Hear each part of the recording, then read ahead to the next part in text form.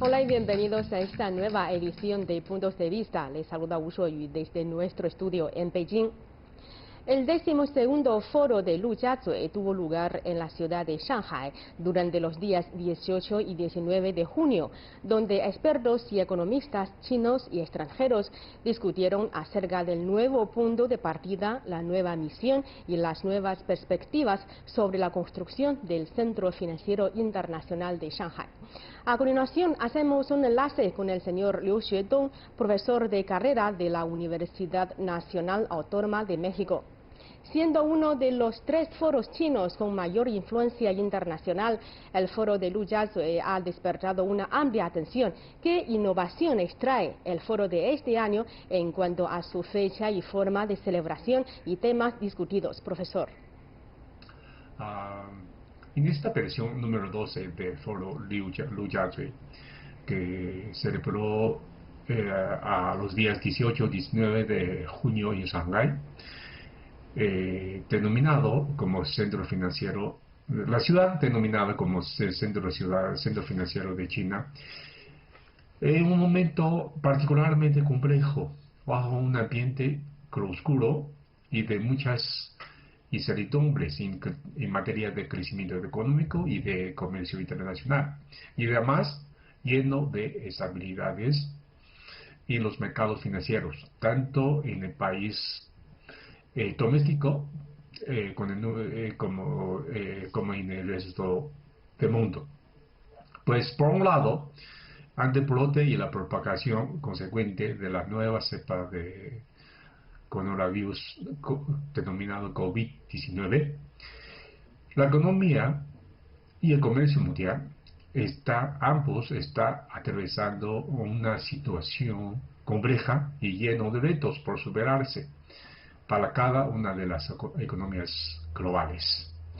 Por otro lado, al igual que el resto del mundo, la economía china esperará un año también con una ralentización del crecimiento económico todavía mayor que en los años anteriores recientes. Las autoridades chinas no han fijado una meta de crecimiento económico para este año 2020, tal como ha sucedido en los años anteriores. Cabe recordarse, esta situación difícil en materia de crecimiento económico se acontece después de registrar una tasa de crecimiento más baja desde 1990, con una tasa de crecimiento de 6.1% en 2019. Ahora, de acuerdo con las proyecciones realizadas por el Fondo Monetario Internacional más reciente, es decir, apenas en junio de este año, se esperaría que la economía china crecería más o menos en alrededor de 1%. Justamente con la consecuencia de esos sucesos poco alentadores en materia de crecimiento económico y comercio internacional, en los mercados financieros, es decir, en mercados financieros ante este brote de coronavirus y su propagación consecuente, han surgido fenómenos retadores de manejo de financiamiento y crecimiento económico. Por ejemplo, el mercado futuro de los commodities, particularmente en el caso de petróleo, en el mes, los contratos, de hecho, para la entrega de mayo, en su momento se ha caído hasta cifras negativas, es decir, para entregar un barril de crudo, en lugar de tener un precio positivo, la cotización fue negativo. Es decir, esto obviamente fue la primera vez que sucedió en la historia más recientes. Por otro lado, el mercado de portátiles en Nueva York. Se ha sucedido en varias ocasiones la paralización temporal de las operaciones por las caídas tan profundas que se activó el mismo mecanismo que para unos momentos, para que no se especula más, y además para tranquilizar un poquito, reconsiderar la situación de esa manera, para reactivar nuevamente las operaciones en las bolsas de valores de Nueva York.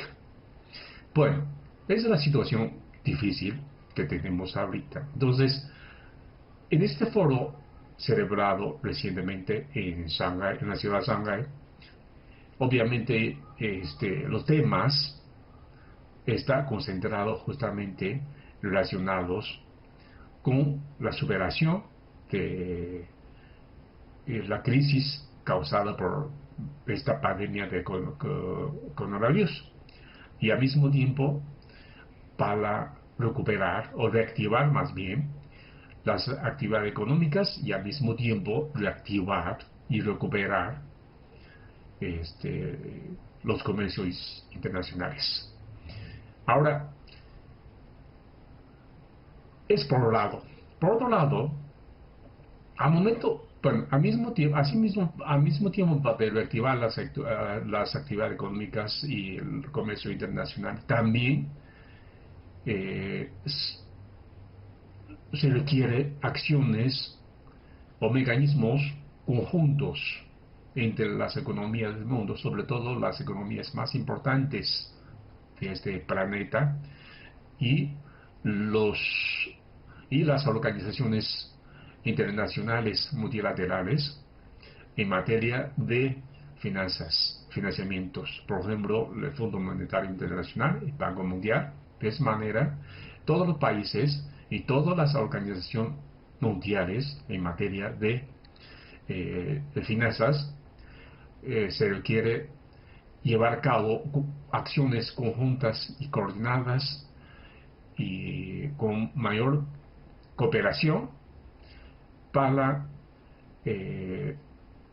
dar mayor financiamientos y con mayor facilidades a las actividades económicas y a las empresas, y al mismo tiempo tratar de evitar los riesgos potenciales en el sector financiero para no caer en la crisis financiera en este mundo particularmente difícil. Bueno, sí, profesor. Y sabemos que 2020 es el año de batalla decisiva para culminar la construcción fundamental de Shanghái como centro financiero internacional. Entonces, hasta ahora, ¿qué avances se han logrado para su construcción? ¿Qué plan se diseñará en el futuro? Bueno, para este punto particular, me gustaría comentar dos cosas en primer lugar, es una cuestión teórica. En una balanza de pagos de una economía, de acuerdo con los estándares y requerimientos establecidos y también adoptados casi por todos los países del mundo, la balanza de pagos incluye dos cuentas. La primera es la cuenta corriente y la segunda es la cuenta de capital. En cuanto a la cuenta de corriente, que incluye las transacciones comerciales entre un país con el resto del mundo, tanto de mercancías como de servicios. Y además, en la misma cuenta también incluye las transferencias de divisas, es decir, los envíos y los recibos de las remesas exteriores, es decir, los habitantes, los residentes extranjeros que envían dinero a sus familiares o sus parientes a China, y viceversa, los residentes que viven en China envían sus ingresos a sus países de origen o otros lugares, ¿no? La segunda cuenta es la cuenta de capital. Esto se refiere básicamente tres partes. La primera parte es la inversión extranjera directa y la segunda parte es la inversión extranjera en la cartera. Es decir, ¿qué es la cartera? Aquí se refiere los mercados bursátiles, los fondos de inversiones, etcétera. Y la segunda parte, y la tercera parte, perdón, es ¿cómo se llama? Los endeudamientos, o sea, las inversiones básicamente, más bien, las inversiones que se realizan en los bancos, tanto bancos centrales como bancos comerciales, así como los fondos de inversión. ¿Por qué mencionar esos dos puntos? Es decir, esas cuentas, es decir, las reformas económicas y apertura comercial que se ha llevado a cabo desde hace 40 años en China, básicamente se ha concentrado en la apertura en la cuenta corriente, es decir, en la cuenta corriente, sobre todo las transacciones comerciales con el resto del mundo, se ha liberado, es decir, ¿cómo se llama? Las compra-ventas de divisas derivados de esas transacciones comerciales se puede cambiar libremente. Sin embargo, en la parte de cuenta capital todavía falta mucho que hacer para reformar los sistemas financieros y sobre todo adoptar los estándares y los requerimientos de acuerdo con los organismos multilaterales en materia de financiero. Es decir, por ejemplo, eh, los habitantes chinos pueden invertir en las bolsas de valores, pero obviamente denominados en la moneda local. Y no puede, o sea, no se puede realizar operaciones denominados en moneda extranjeros, ni tampoco, obviamente, comprar acciones en las bolsas de valores y en los mercados bursátiles en otros países. Entonces, ese es el reto que estamos enfrentando para reformar sistemas financieros. Es decir, en términos generales, o sea, más bien, en términos generales, tanto en la cuenta corriente y en la cuenta de capital se requiere reformas profundas todavía y con medidas renovadoras y novedosas para adecuar los sistemas financieros y sobre todo en la cuenta de capital. Y de acuerdo con lo que comentábamos, cómo compartir, llevar acciones concretas para compatibilizar eh, la regulación con el resto del mundo y con los requerimientos de organizaciones mundiales. Es decir, llevar a cabo reformas más profundas y adecuar el sistema financiero y al mismo tiempo, obviamente, no se debe olvidarse, se debe también aplicar medidas de regulación para evitar los riesgos potenciales en el sector financiero y también para evitar las crisis financieras como se ha sucedido en los últimos 20, 30 años con tanta frecuencia, con tanta profundidad en el resto del mundo. Bueno, profesor, sabemos que en los últimos años el gobierno chino ha publicado una serie de iniciativas de apertura financiera al exterior y Shanghai siendo el campo de ensayo de apertura financiera nacional, ¿qué frutos ha cosechado? Y en el futuro, ¿cómo se perfeccionará el mecanismo para profundizar aún más en la reforma del mercado de capitales de China? Como sabemos, eh, este foro financiero que celebra en la ciudad de Shanghai, de cierta manera se coincide con Centro Financiero Internacional que establecido en la misma ciudad, cuyo propósito obviamente es aplicar medidas de reforma y herramientas renovadoras y de acuerdo con los estándares internacionales, obviamente, de manera experimentaria eh, en el sistema financiero, de esa manera paulativamente, y esas medidas y esas herramientas se podría extender al resto de China. Hasta ahorita, entre las medidas que fueron puestas en práctica en el Centro Financiero Internacional establecido ahí en la ciudad, ya cuenta con algunos avances importantes. Por ejemplo, en el caso de intercambio de divisas dentro de cuenta corriente. Como sabemos, a nivel nacional existe un límite de montos por el año en el intercambio de divisas por personas físicas, es decir, por un habitante común y corriente, con un límite de $50,000 por año. Ahora, dentro de este centro financiero internacional que se encuentra en China, ese intercambio de divisas ya no tiene límite.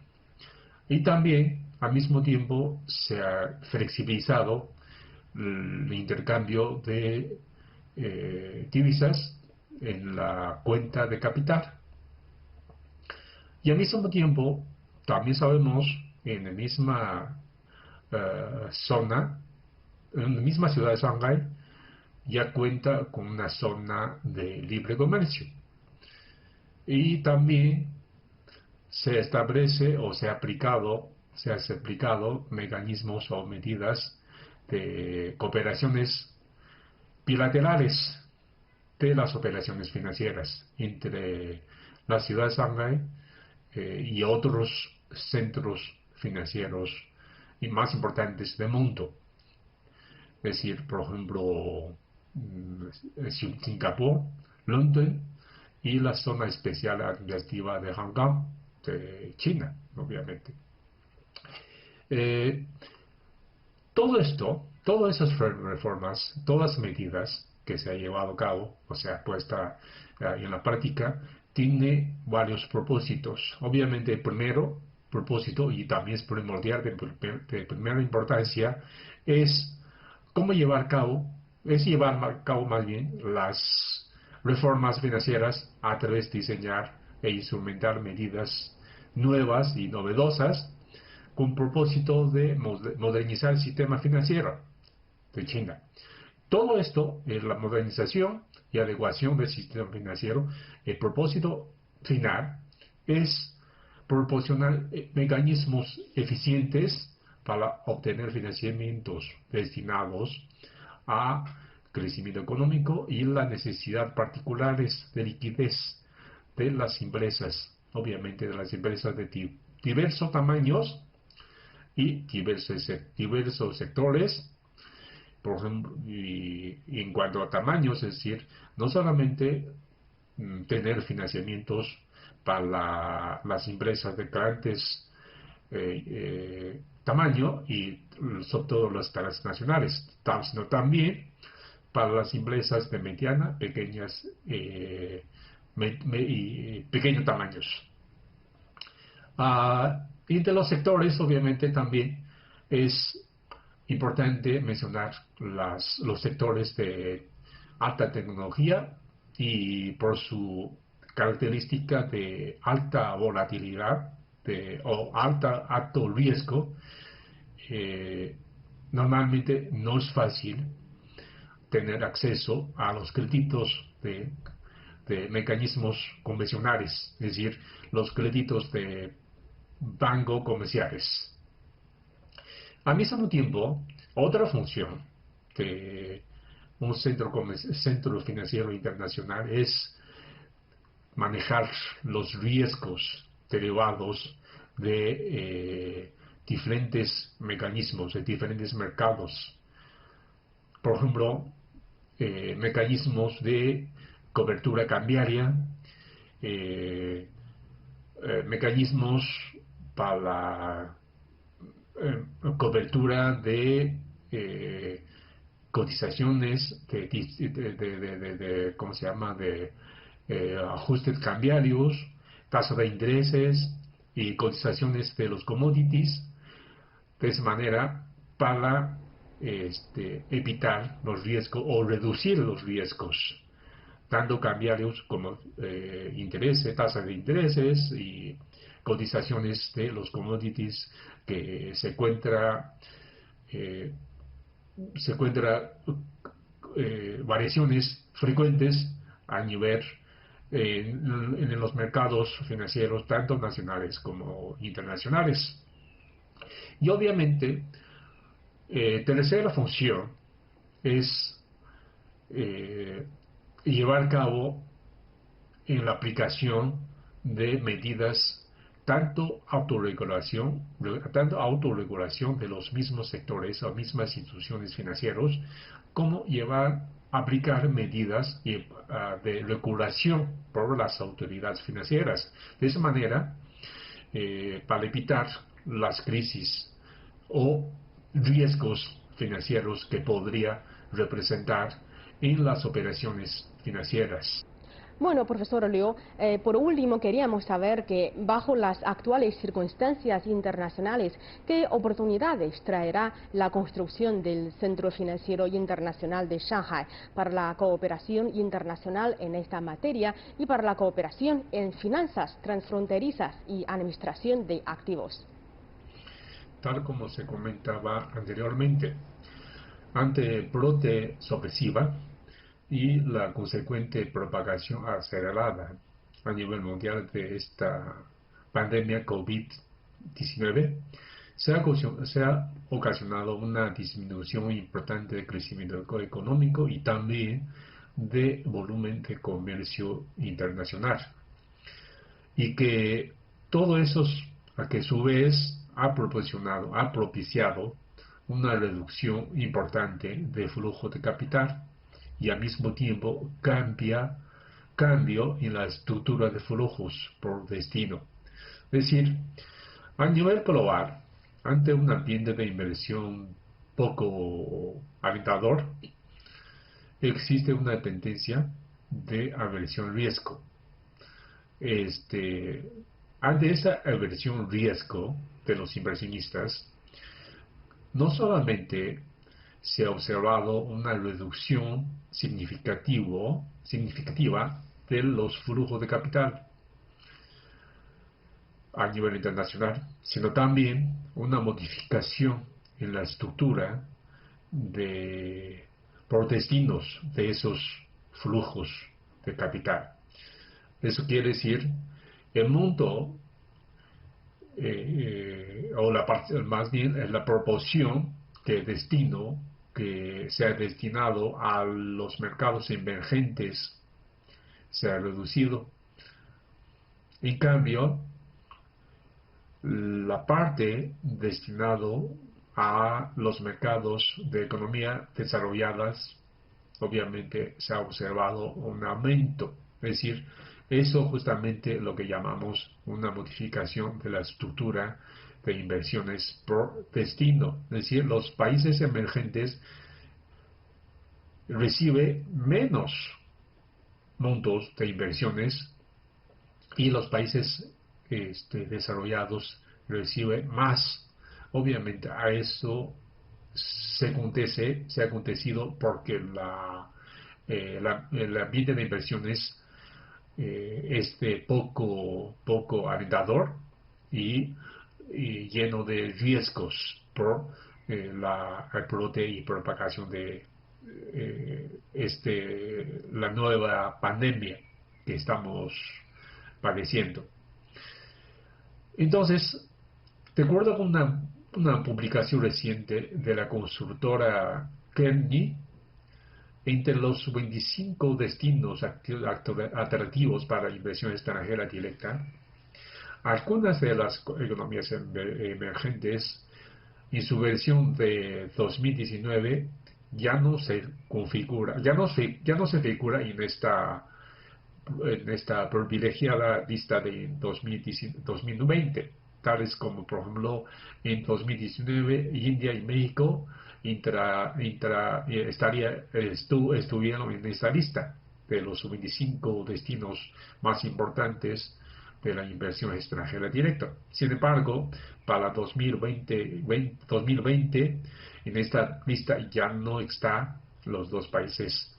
Y por su parte, a pesar de que China sigue en esta lista, en este listado, pero cedió su lugar.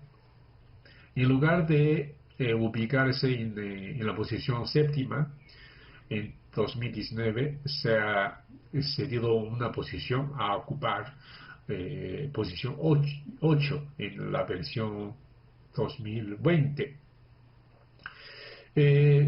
Ante todos esos sucesos no tan alentadores, desafortunadamente la disminución del crecimiento económico y de los volúmenes de intercambios comerciales, hasta los flujos capitales a nivel global, se ha acontecido en un ambiente, en un contexto de, ¿cómo se llama?, poca cooperación, y además, y las acciones para reactivar la actividad económica y revivir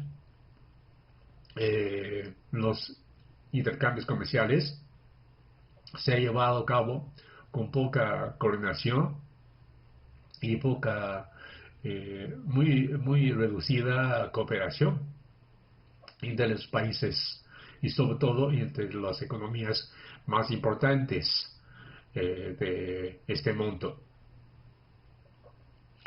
En ese sentido, yo creo que las autoridades, tanto centrales como locales de China, deberían aprovechar las oportunidades potenciales que se presentan en el mundo actual para diseñar e instrumentar medidas pertinentes relacionadas con la reactivación económica y la promoción de intercambios comerciales y al mismo tiempo llamar los países y las comunidades internacionales y participar e instrumentar acciones de